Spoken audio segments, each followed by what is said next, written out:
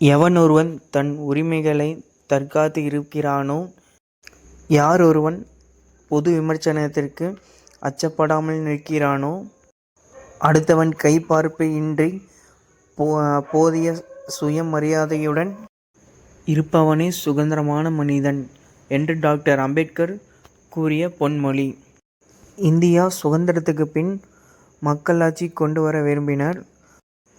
ஆனால் மக்களாட்சி மாற்றும்போது மன்னராட்சி உடைய செயல்பாடு செல்லாது.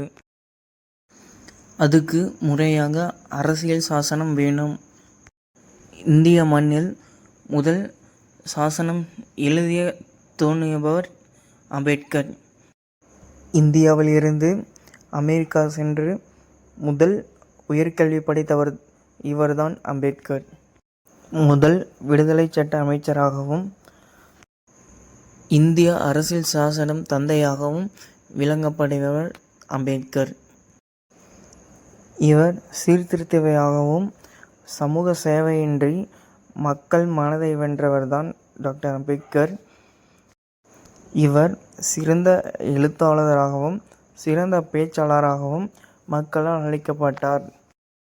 மட்டுமின்றி அரசியல் மேதையாக இருந்தார்.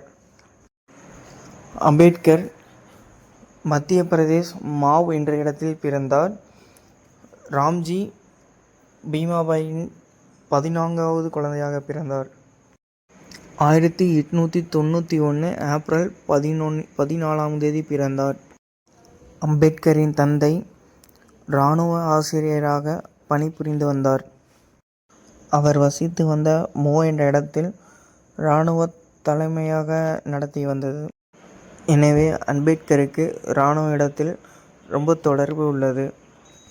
அம்பேத்கர் படிப்பிற்காக சுயமரியாதை இழந்து நல்லா படிக்கணும் என்று அவமானத்தையுடன் அவர் பள்ளியில் படித்து வந்தார். This video sponsored by Bymont app. Ambedkar படித்த பள்ளிகளில் அம்பேத்கரை பிரிவினையின்றி பார்த்தார்கள். தண்ணீர் கூட அவருக்குன்னு தனி பானையில் தான் வச்சிருப்பார்கள். அவர் எப்படியோ சிறு கல்வியை முடித்து விட்டார். அப்பொழுது அவர் தந்தையாருக்கு மும்பையில் வேலை கிடைத்தது. அங்கே டிரான்ஸ்ஃபர் ஆகி போனனால அம்பேத்கர் உயர்கல்வி மும்பையில் படித்தார். மற்றும் உயர்கல்விக்கு முழு சிந்தனையுடன் படித்து புத்தகங்கள் எழுதினார். அப்பொழுது இவருக்கு நிறைய மரியாதை கிடைத்து மக்கள் இவரை கல்வி ஆசிரியராக அறிவித்தார்கள். இவ்வளோ பெரிய மனிதர் அம்பேத்கர் 1956 டிசம்பர் 6 காலமானார். அம்பேத்கருக்கு மதிப்பு மரியாதை தரும்படி 1990 காலத்தில் பத்ம பூஷா விருது கொடுத்தார்கள்.